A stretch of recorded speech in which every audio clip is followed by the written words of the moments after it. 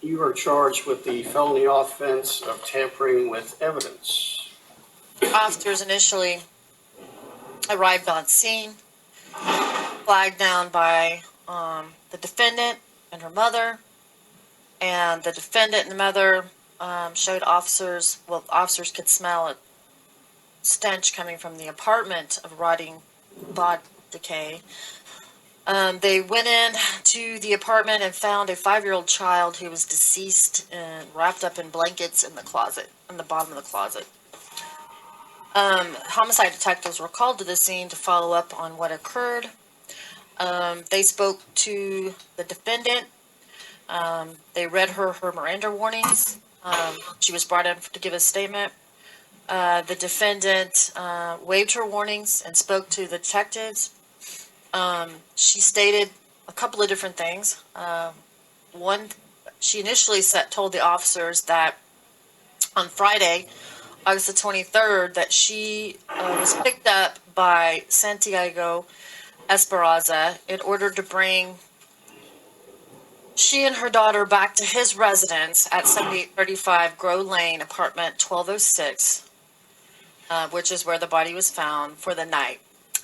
This is her boyfriend. The defendant initially told detectives that her daughter continued to feel unwell on that date and was unable to hold down any solid foods for the next several days. The defendant described the days leading up to the death of her child, which was on Tuesday, August 27th, and noting officers weren't called out till 6 days later.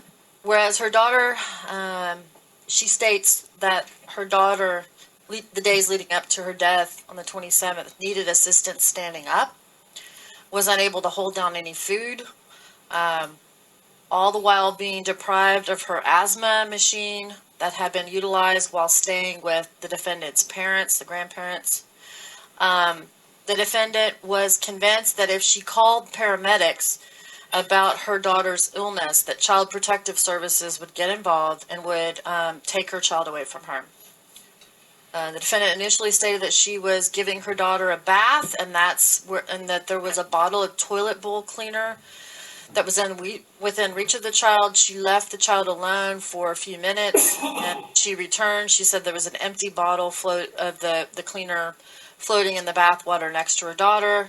The complainant was already showing signs of her skin and face peeling while she was in the bathtub, she said. She told the homicide detectives, and that she stated that she had a fear of involving the authorities, as CPS would get involved and take her child away.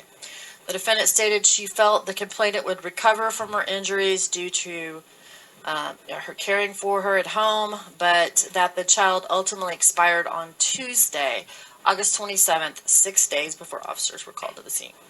Upon further questioning of the defendant recanted her initial story and stated that on the first night she came back to Santiago Esperanza's home, her boyfriend again, on Friday, August the 23rd, and that her boyfriend offered to give the complainant, the child, a bath while the defendant made dinner.